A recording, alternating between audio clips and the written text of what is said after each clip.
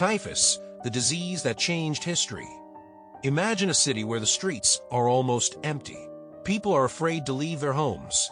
Behind locked doors, the sick lie in bed, suffering from a burning fever, unbearable headaches, and terrifying delirium. Doctors are powerless, and no one understands what is causing the mysterious illness. For centuries, typhus was one of humanity's deadliest enemies. It arrived alongside wars, famine, and poverty, killing not only individuals but entire armies. In many cases, typhus claimed more lives than swords, muskets, or cannons ever did. In this documentary, we will discover what typhus is, how it spread across continents, why people feared it so deeply, and how this devastating disease changed the course of history. What is typhus? First, it is important to understand that the word typhus has historically been used for several different infectious diseases. Because many of them cause similar symptoms, people often confuse them. The two most well-known are typhoid fever, caused by the bacterium Salmonella typhi. It spreads through contaminated food and water, making it especially common in places with poor sanitation. The second is epidemic typhus, caused by bacteria of the genus Rickettsia. Is transmitted by human body lice. This was the form of typhus that became a nightmare for soldiers, refugees, and people living in overcrowded cities. Today, scientists understand exactly what causes these diseases. But only 2 centuries ago, humanity had no idea that bacteria even existed. When thousands of people suddenly became ill, many believed the disease was a punishment from God or the result of poisoned air. How the disease began. The first symptoms often looked like nothing more than a common illness. A person would develop a fever. Then came weakness, chills, headaches, and aching muscles. But after only a few days, everything became much worse. The fever could rise above 40 degrees Celsius. The patient became too weak to leave bed. Many began to suffer from confusion and delirium. Some could no longer recognize members of their own family. With epidemic typhus, a distinctive rash gradually spread across the body. Without proper treatment, the chances of survival were frighteningly low. Children, elderly people, and exhausted soldiers were especially vulnerable. Why was typhus so dangerous? Today, antibiotics can successfully treat many bacterial infections. But in the past, medicine was completely different. Doctors had no idea what caused the disease. Many relied on bloodletting, herbal mixtures, or other treatments that rarely helped. In some cases, these methods actually made patients even weaker. Perhaps the most terrifying part was that nobody understood how the disease spread. One person in a household would become sick. A few weeks later, the entire family could be infected. Poor sanitation, the perfect environment. Is difficult to imagine today, but life in many cities centuries ago looked completely different. There were almost no sewer systems. Garbage was often thrown directly into streets. People collected drinking water from rivers or wells that could easily become contaminated. Entire families lived together in tiny houses. Clothes were sometimes worn for weeks or even months without being washed. These conditions created the perfect environment for lice and other parasites. And wherever lice spread, epidemic typhus often followed. War, typhus' greatest ally. If there was one place where typhus flourished, it was the military camp. Thousands of soldiers lived side by side. They rarely had opportunities to wash themselves. Many wore the same uniforms for weeks. Food was often scarce. Their bodies became weak from hunger and exhaustion. Lice spread rapidly from one soldier to another. Sometimes a single infected person was enough to start an epidemic that swept through an entire army. Commanders often lost thousands of soldiers before a single battle had even begun. Some historians believe that certain wars might have ended very differently if typhus had never appeared. The first major outbreaks. No one knows exactly when typhus first appeared. However, historical records show that by the Middle Ages, outbreaks had become a regular occurrence throughout Europe. The disease appeared especially often after periods of famine. Malnourished people had weakened immune systems. As a result, infections spread much faster. One of the earliest well-documented forms became known as camp fever because it repeatedly devastated military camps. When soldiers eventually returned home after wars, they unknowingly carried the disease with them. Soon, the epidemic spread among civilians as well. Fear of the unknown. For people living centuries ago, the greatest enemy was uncertainty. No one understood why one family survived while another lost nearly everyone. People became terrified of entering houses where someone was sick. Some cities closed their gates completely. Travelers were refused entry. Roads were guarded by quarantine checkpoints. Yet even these desperate measures often failed to stop the disease. How people tried to cure it. Looking back today, many historical treatments seem strange. Some physicians believed they needed to remove the bad blood from the body through bloodletting. Others prescribed mixtures made from dozens of herbs. Some recommended sitting beside a fire all day. Others insisted that patients remain in cold rooms. Fragrant plants and incense were sometimes burned in an attempt to cleanse the air. But because no one knew the true cause of the disease, these treatments rarely worked. A disease that chose no one. Typhus did not care who you were. It infected farmers, craftsmen, merchants, soldiers, nobles, and even members of royal families. Although wealthy people often lived in cleaner conditions, they were not completely protected during major epidemics.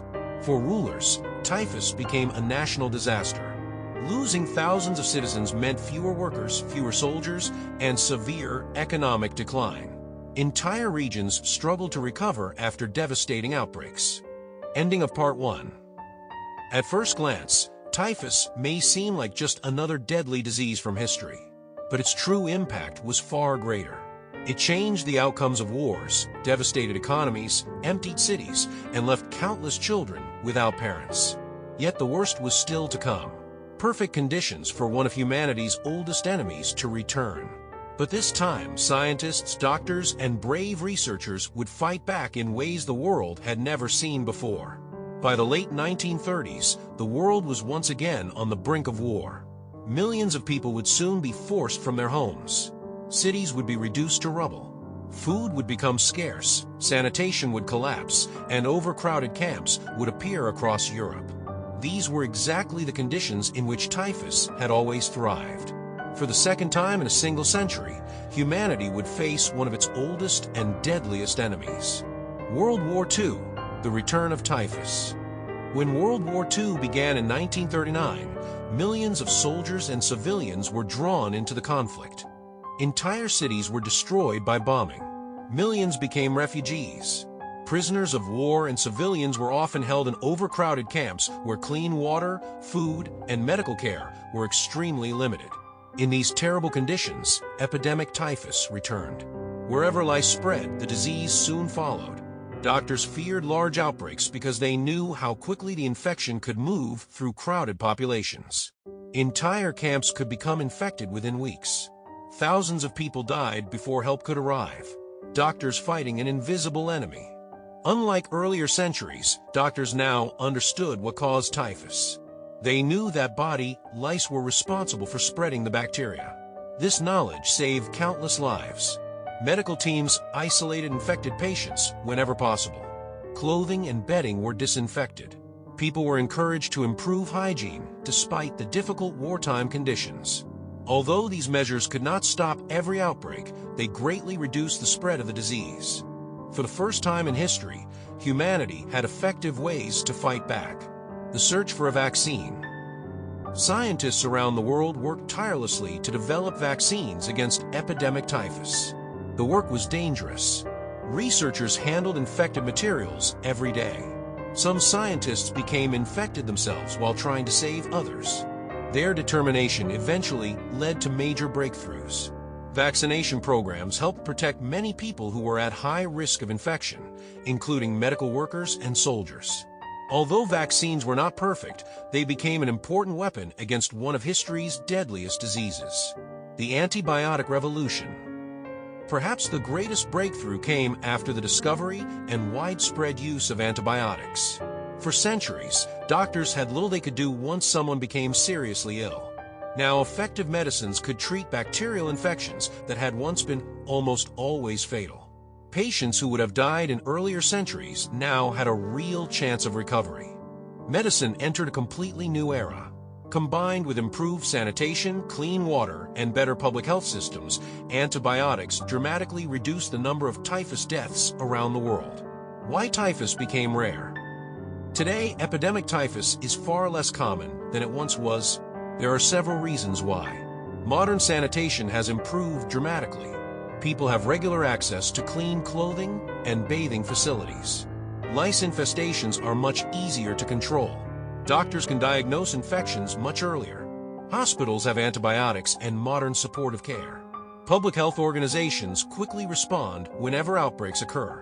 Although isolated cases still appear in some parts of the world, especially during humanitarian crises or natural disasters, large epidemics are now uncommon. Lessons from history.